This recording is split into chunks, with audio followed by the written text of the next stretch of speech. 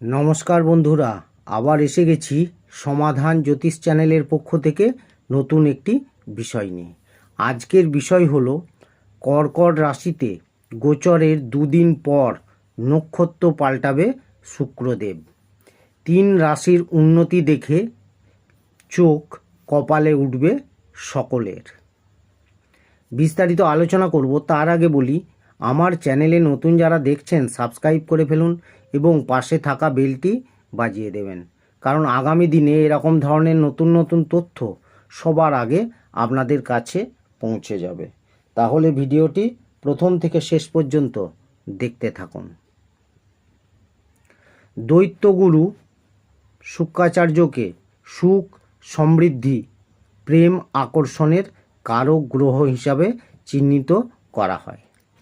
শুক্রদেব নির্দিষ্ট সময় অন্তর অন্তর রাশি পরিবর্তন করে থাকে। এর পাশাপাশি শুক্রদেব নক্ষত্র পরিবর্তনও করে। জ্যোতিষ অনুযায়ী শুক্রদেব বর্তমানে পুনর্বসু নক্ষত্রে বিরাজমান। 9 জুলাই রাত 9:44 পুষ্য নক্ষত্রকে প্রবেশ করবে। 20 জুলাই পর্যন্ত এখানেই শুক্রের গোচর হবে। জ্যোতিষে বর্ণিত আছে 27টি নক্ষত্রের মধ্যে 8ম নক্ষত্র হল পুষ্য নক্ষত্র। শনিদেব এই নক্ষত্রের অধিপতি গ্রহ ও দেবগুরু বৃহস্পতি এর অধিপতি দেবতা। পুষ্য নক্ষত্রকে অত্যন্ত শুভ বলে মনে করা হয়। শুক্রদেব 11 দিন এই নক্ষত্রের ভাগ্য উন্নতি ঘটাতে চলেছে। জেনে নিন কোন কোন রাশি এই তালিকাতে আছেন। প্রথমে যে রাশির কথা বলবো সেটি হলো বৃষ রাশি।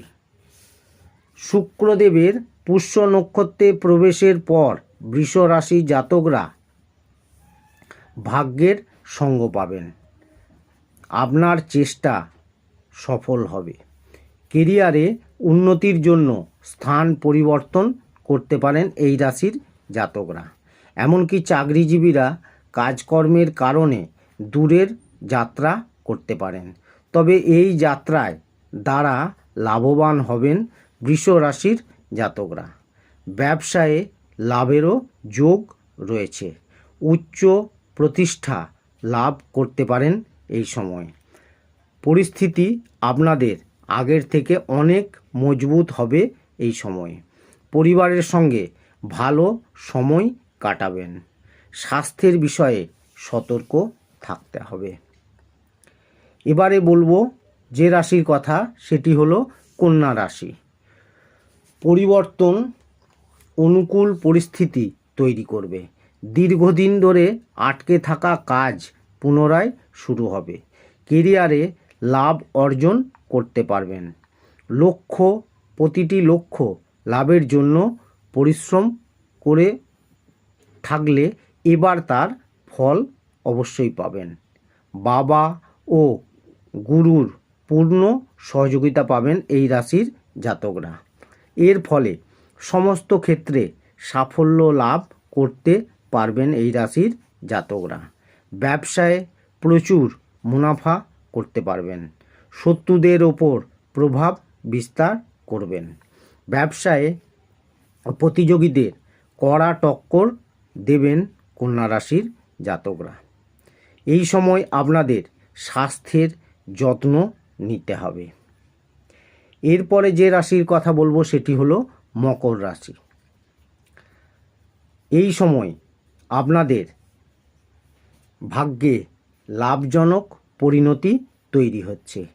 আধ্যাত্মিকতার প্রতি রুচি বাড়বে এই রাশির জাতকদের। এর পাশাপাশি নতুন চাকরির সন্ধানে সাফল্য লাভ করতে পারবেন। সকলেই আপনার কাজে প্রশংসা করবে। উচ্চ আধিকারিকরাও আপনার কাজ দেখে খুশি থাকবে।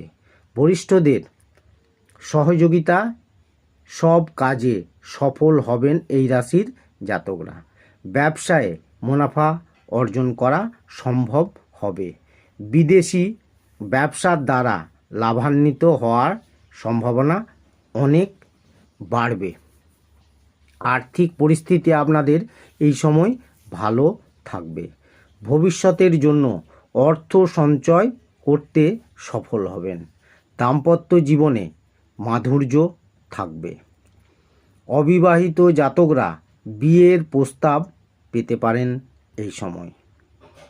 তাহলে বন্ধুরা, এই রকম ধরনের নতুন নতুন তথ্য জানতে আমার চ্যানেলটি সাবস্ক্রাইব করুন এবং শেষে একটি লাইক করে দেবেন। সকলেই খুব ভালো থাকবেন। ধন্যবাদ।